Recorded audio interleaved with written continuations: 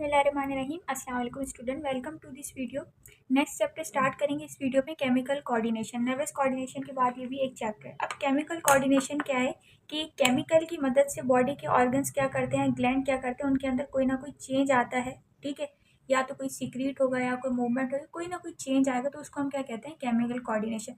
Nervous coordination में क्या था कि ब्रेन से मैसेज जाता था और बॉडी के ऑर्गन या ग्लैंड के अंदर कोई चेंज आता था, या मसल के अंदर आता था और ग्लैंड के अंदर आता था। लाइक अगर नर्वस कोऑर्डिनेशन से मैसेज आता तो या तो मसल के अंदर मूवमेंट होती थी, कॉन्ट्रैक्शन और रिलैक्सेशन, या तो ग्लैंड से कोई ना कोई चीज़ सीक्रेट होती थी, तो वो होता था नर्वस कोऑर्डिनेशन से। बट यहाँ पर हो रही है केमिकल कोऑर्डिनेशन। केमिकल कोऑर्डिनेशन में क्या होगा, कोई केमिकल रिलीज होगा जो क्या करेगा, किसी भी बॉडी के ऑर्गन पर जाकर एक्ट करेगा और वहाँ पर कोई ना कोई चेंज लाएगा टारगेट ऑर्गन पर। तो किसकी मदद से हो रहा है, किसी केमिकल की मदद से किसी दूसरे ऑर्गन पर कोई अफेक्ट पड़े, यानी कि केमिकल रिलीज होता है और किसी ऑर्गन या ग्लैंड पर जाकर क्या करता है, कोई ना कोई अपना फंक्शन परफॉर्म करता है, तो इसको हम कहते हैं केमिकल कोऑर्डिनेशन। अब केमिकल कोऑर्डिनेशन अगर हम बात करें नर्वस कोऑर्डिनेशन में क्या था, जो स्पंजिस थे इनके पास ब्रेन नहीं होता, तो इनके अंदर कोई नर्वस कोऑर्डिनेशन नहीं होती थी। तो फाइलम पॉरीफेरा में कोई कोऑर्डिनेशन, नर्वस कोऑर्डिनेशन नहीं थी। उसके बाद आया था फाइलम नाइडेरिया, जिसमें जेलीफिश आती है। अब फाइलम नाइडेरिया के अंदर नर्वस कोऑर्डिनेशन तो थी, लेकिन इसके अंदर जो नर्वस सिस्टम था वो डिफ्यूज टाइप का नर्वस सिस्टम था। उसके बाद आहिस्ता आहिस्ता ब्रेन एडवांस होता गया। देन मैमल्स के अंदर कैसा नर्वस सिस्टम आ गया, सेंट्रलाइज नर्वस सिस्टम भी आ गया और पेरिफेरल नर्वस सिस्टम भी आ गया। इसी तरह अब क्या है, यहाँ पर केमिकल कोऑर्डिनेशन की अगर हम बात करें तो स्पंजिस के अंदर उस टाइम नर्वस कोऑर्डिनेशन नहीं थी, लेकिन केमिकल कोऑर्डिनेशन होती थी। केमिकल कोऑर्डिनेशन की वजह से ये रिप्रोड्यूस करते थे। और इसी तरह अगर मैं बात करूँ केमिकल कोऑर्डिनेशन का, तो केमिकल कोऑर्डिनेशन प्लांट्स के अंदर भी होती है और एनिमल्स के अंदर भी होती है, यानी कि केमिकल कोऑर्डिनेशन दोनों के अंदर होती है, प्लांट्स के अंदर भी और एनिमल के अंदर भी। कैसे होती है, हार्मोन के जरिए। जैसे प्लांट के अंदर एक हार्मोन रिलीज होता है जिसको हम कहते हैं ऑक्सिन। ये ऑक्सिन हार्मोन क्या कराता है, प्लांट की जो रूट्स या लीव्स की या स्टेम की जो टिप होती है वहाँ पर ये रिलीज होता है, प्लांट की क्या कराता है, ग्रोथ कराता है। यहाँ पर ये रिलीज होता है, इससे क्या होता है, प्लांट की ग्रोथ इंक्रीज होती है। एनिमल के अंदर भी जो है केमिकल है, बहुत सारे हैं। एक तो न्यूरोट्रांसमीटर है, वो भी केमिकल है, जो कि नर्वस कोऑर्डिनेशन के अंदर था। अब नर्वस कोऑर्डिनेशन में क्या होता था, इलेक्ट्रिकल इम्पल्स आती थी जो कि साइनेप्स तक जब पहुंचती थी तो वहाँ से एक केमिकल रिलीज होता था जिसको हम कहते थे न्यूरोट्रांसमीटर। इसी वजह से नर्वस कोऑर्डिनेशन के अंदर जो भी मैसेज ट्रांसफर करता था उसको हम कहते थे इलेक्ट्रोकेमिकल नर्व इम्पल्स। कि इलेक्ट्रिसिटी भी यहाँ पर आ रही है और केमिकल भी आ रहा है। केमिकल कौन सा आ रहा है, न्यूरोट्रांसमीटर। और नर्व इम्पल्स क्या है, जो ब्रेन से मैसेज आता है। यानी कि जो नर्व इम्पल्स होती थी ये दो फॉर्म में ट्रैवल करती थी। इसके लिए दोनों चीज़ें चाहिए, इलेक्ट्रिसिटी भी चाहिए और केमिकल भी चाहिए। इलेक्ट्रिसिटी कैसे चाहिए, आयंस की फॉर्म में, जो कि सोडियम आयंस होते थे। और केमिकल कौन सा होता था, न्यूरोट्रांसमीटर, एसिटाइलकोलिन, डोपामीन, गाबा, सीरोटोनिन वगैरह, जो कि हमने पिछले चैप्टर में पढ़ा है। अब यहाँ पर जो केमिकल कोऑर्डिनेशन है ना, इसमें सिर्फ केमिकल ही है, बाकी कोई चीज़ नहीं है। तो यहाँ पर देखो बात करते हैं, एवोल्यूशन जब हुआ, लिखा हुआ यहाँ पर मल्टीसेलुलर ऑर्गेनिज्म का, तब क्या हुआ, केमिकल कोऑर्डिनेशन की नीड पड़ी। कैसे, देखो ब्रेन के अंदर क्या होते हैं, न्यूरॉन। अब न्यूरॉन जो है ना, हर जगह हर कोने तक नहीं पहुँच सकता है। कुछ जगह पर काम करवाने के लिए, कुछ ऑर्गन या ग्लैंड्स तक काम करवाने के लिए क्या चाहिए, कुछ केमिकल भी चाहिए, ताकि वो उस ऑर्गन या ग्लैंड पर अपना एक्ट करें और वहाँ पर कोई ना कोई चेंजेस लाएं और फंक्शन परफॉर्म करें। इस वजह से केमिकल कोऑर्डिनेशन की ज़रूरत पड़ी।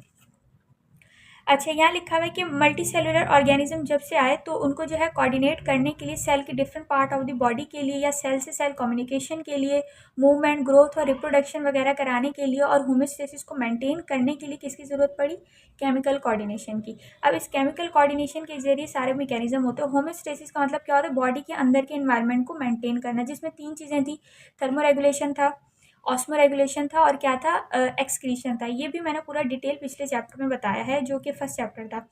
अच्छा, आगे लिखा हुआ है कि बहुत डिफरेंट मैकेनिज्म जो है इवॉल्व हो चुके हैं ऑर्गेनिज्म के अंदर, कि वो एक दूसरे से कैसे कम्युनिकेट कर सकते हैं। और इसी तरह इसमें क्या है, सर्टेन केमिकल्स भी इन्वॉल्व हैं, जैसे न्यूरोट्रांसमीटर हैं, फेरोमोन्स हैं और क्या है, हार्मोन्स हैं। न्यूरोट्रांसमीटर हमने पढ़ा था नर्वस कोऑर्डिनेशन में, जो कि वेजिकल के अंदर एक केमिकल स्टोर होता था, वो रिलीज करता था, फिर आगे नर्व इम्पल्स ट्रांसफर करती थी। फेरोमोन्स क्या होता है, ये भी कुछ एनिमल्स के अंदर होता है, सीक्रेट होता है। तो इन फेरोमोन्स का क्या काम होता है, ये अपने मेटिंग पार्टनर को बुलाने के लिए केमिकल रिलीज किए जाते हैं बर्ड्स और एनिमल में। बाकी कोई अलार्मिंग सिग्नल देने के लिए भी केमिकल रिलीज करते हैं बर्ड्स या एनिमल, जिसको हम कहते हैं फेरोमोन्स। और तीसरे क्या है, हार्मोन, जो कि हम अभी इस चैप्टर में पढ़ेंगे। यानी कि तीनों चीज़ें क्या हैं, केमिकल हैं। न्यूरोट्रांसमीटर भी क्या है, एक केमिकल है। फेरोमोन्स क्या है, ये भी केमिकल है। और हार्मोन क्या है, ये भी केमिकल है। न्यूरोट्रांसमीटर यानी कि न्यूरॉन के जरिए नर्व इम्पल्स को ट्रांसफर करने वाला, दो न्यूरॉन को आपस में जोड़ने वाला केमिकल क्या कहलाता है, न्यूरोट्रांसमीटर। यहाँ लिखा हुआ है कि न्यूरोट्रांसमीटर क्या है, केमिकल मैसेंजर है जो दो न्यूरॉन्स के बीच में होता है। हमने पिछले चैप्टर में इसको पढ़ा है। फेरोमोन्स क्या है, ये केमिकल है जो बहुत सारे ऑर्गेनिज्म रिलीज करते हैं थोड़ी बहुत अमाउंट के लिए, बहुत सारे रिएक्शन करवाने के लिए।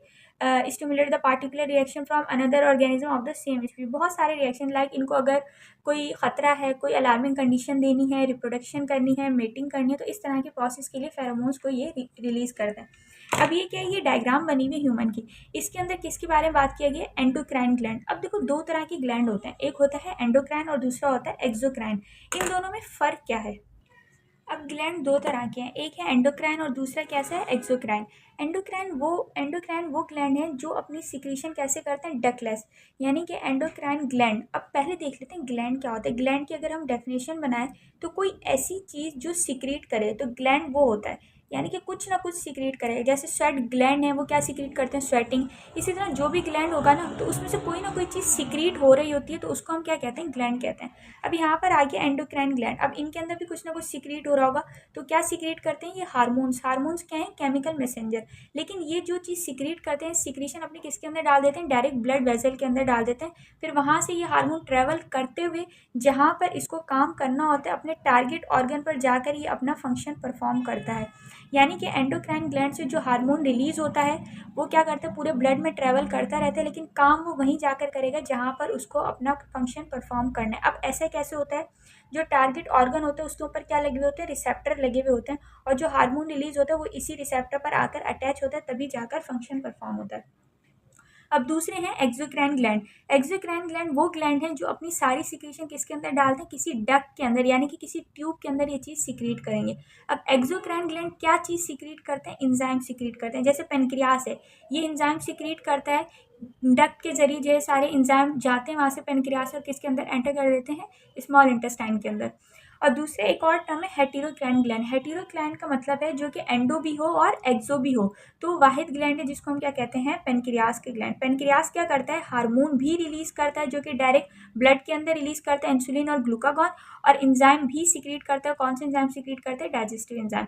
तो पेनक्रियास दोनों काम कर रहा है, एक तो हार्मोन भी रिलीज कर रहा है और दूसरा इंजाइम भी रिलीज कर रहा है। हार्मोन कौन कौन से हैं, ग्लूकागॉन और इंसुलिन, और इंजाइम कौन से हैं, डाइजेस्टिव इंजाइम है। अब यहाँ पर एक और चीज़ है, एक्सोक्राइन ग्लैंड कौन कौन से हैं, यहाँ पर पेनक्रियास का लिखा है मैंने, और स्लाविक ग्लैंड का भी लिखा है। स्लाविक ग्लैंड भी अपनी सारी सिक्रीशन किसके अंदर डालते हैं, किसी डक्ट या ट्यूब के अंदर। तो केमिकल कोऑर्डिनेशन के अंदर हमें क्या पढ़ने हैं, एंडोक्राइन ग्लैंड। एंडोक्राइन ग्लैंड के लिए पहले ग्लैंड का मतलब पता होना चाहिए। ग्लैंड वो होता है जो कोई ना कोई चीज़ सिक्रीट करे। अब एंडोक्राइन ग्लैंड क्या सिक्रीट करते हैं, हार्मोन। हार्मोन क्या है, केमिकल मैसेंजर। ये अपनी सिक्रीशन डायरेक्ट किसके अंदर डाल देते हैं, ब्लड के अंदर, यानी कि किसी ट्यूब के जरिए ये हार्मोन ट्रेवल नहीं करते। हार्मोन खुद क्या है, केमिकल मैसेंजर है, एक ऑर्गेनिक मॉलिक्यूल है। अब ये फंक्शन कहाँ जाकर परफॉर्म करेंगे, जहाँ इनका टारगेट ऑर्गन पड़ा हुआ है, क्योंकि वहाँ पर इसका रिसेप्टर होगा और इस हार्मोन की शेप वैसी होती है, वहीं जाकर अटैच करता है, देन क्या होता है, फंक्शन परफॉर्म होता है। एक्सोक्राइन ग्लैंड ऐसे ग्लैंड हैं जो कुछ सिक्रीट करेंगे, लेकिन वो सिक्रीशन किसके अंदर होगी, ट्यूब के अंदर, डक्ट के अंदर सिक्रीट करेंगे। एक्सोक्राइन ग्लैंड क्या सिक्रीट करते हैं, एंजाइम सिक्रीट करते हैं, जिसमें पेनक्रियास आता है और स्लाविक ग्लैंड आता है। हेटेरो ग्लैंड एक ऐसे ग्लैंड होता है जो कि एंडो भी हो और एक्सो भी हो, तो कौन सा है, पेनक्रियास। पेनक्रियास एंडो है, क्यों एंडो है, क्योंकि वो हार्मोन रिलीज करता है, इंसुलिन और ग्लूकागॉन। और वो एक्सो क्यों है, क्योंकि वो डाइजेस्टिव एंजाइम को रिलीज करता है। अब यहाँ ये एक डायग्राम बनी हुई है, हाइपोथैलेमस। हाइपोथैलेमस से भी कुछ ना कुछ सिक्रीट हो रहा है, ठीक है। ये सारे क्या है, हार्मोन है। अब हाइपोथैलेमस को हमने ब्रेन के अंदर भी पढ़ा था कि नर्वस कोऑर्डिनेशन भी कराते हैं, तो हाइपोथैलेमस दोनों के अंदर आते हैं, नर्वस कोऑर्डिनेशन के अंदर भी आते हैं और केमिकल कोऑर्डिनेशन के अंदर भी आते हैं। पीनियल ग्लैंड भी एक हार्मोन रिलीज कर रहा है। पिट्यूटरी ग्लैंड से तो बहुत सारे हार्मोन रिलीज होते हैं, इस वजह से इसको मास्टर ऑफ द ग्लैंड भी कहते हैं। थाइमस से एक हार्मोन रिलीज हो रहा है, थाइमोपोएटिन, जो कि क्या कराता है, डिफरेंशिएशन कराता है टी लिम्फोसाइट की। स्टमक से बहुत सारे हार्मोन रिलीज हो रहे हैं, पेनक्रियास से हो रहे हैं, ओवरी और प्लासेंटा से, यूट्रस से, टेस्टिस, किडनी, एडिनल और लिवर से।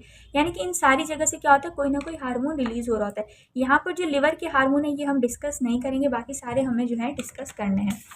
आगे बढ़ते हैं, यहाँ लिखा हुआ है हार्मोन। हार्मोन का क्या मतलब होता है, एक्साइट।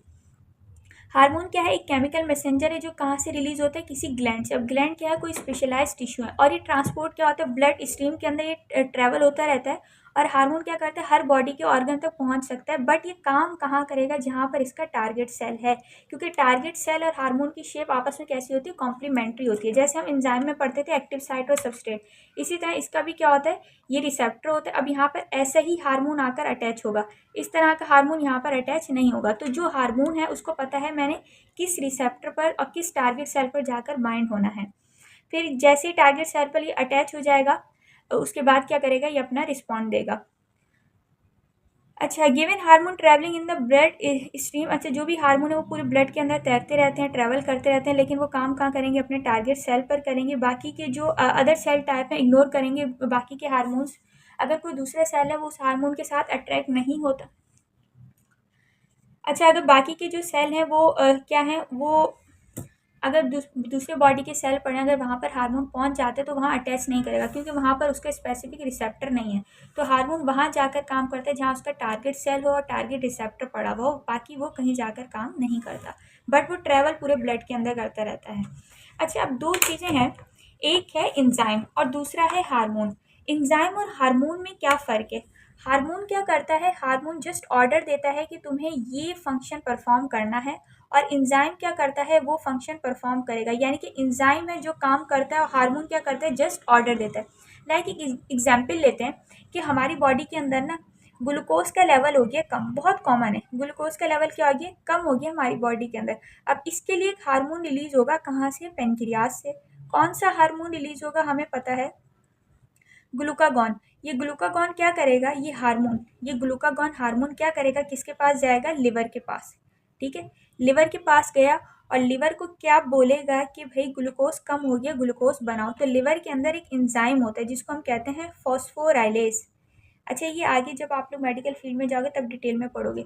फॉस्फोराइलेज ये एंजाइम होता है, ये एंजाइम जाकर आगे क्या करता है, ये एंजाइम जाएगा अंदर बॉडी के सेल के अंदर। सेल के अंदर कहाँ पर, जहाँ पर भी ग्लूकोज ग्लाइकोजन स्टोर हुआ होता है, वहाँ से क्या करेगा, ग्लाइकोजन को तोड़ेगा, ग्लाइकोजन को ब्रेक डाउन करेगा और उससे क्या बना देगा, ये ग्लूकोज बनाएगा। तो इस तरह से ग्लूकोज का लेवल क्या हो जाता है, इंक्रीज।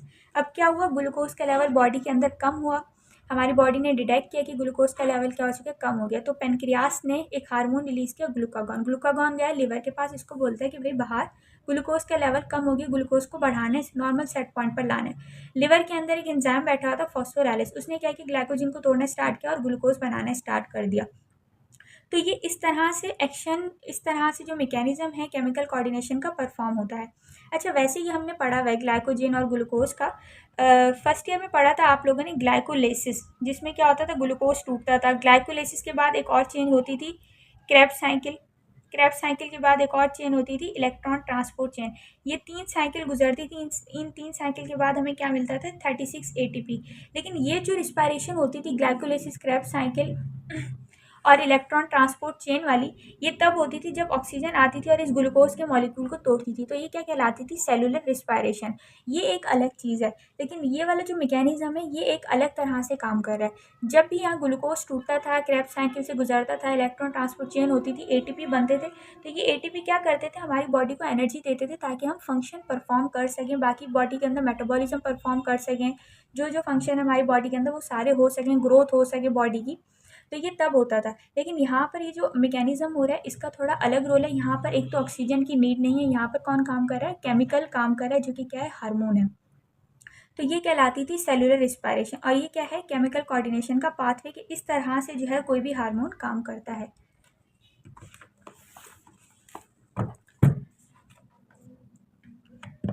अच्छा, ये चैप्टर का आज मैंने इंट्रोडक्शन दिया। पहला क्या कि केमिकल कोऑर्डिनेशन, केमिकल की मदद से किसी भी बॉडी के ऑर्गन के अंदर क्या हो रहा है, चेंज आ रहा है। अब देखो यहाँ चेंज आ रहा था ना कि ग्लूकोज का लेवल क्या हुआ, कम हुआ, तो ये केमिकल रिलीज हुआ। इस केमिकल रिलीज होने पर इस ऑर्गन पर जाकर इफेक्ट पड़ा।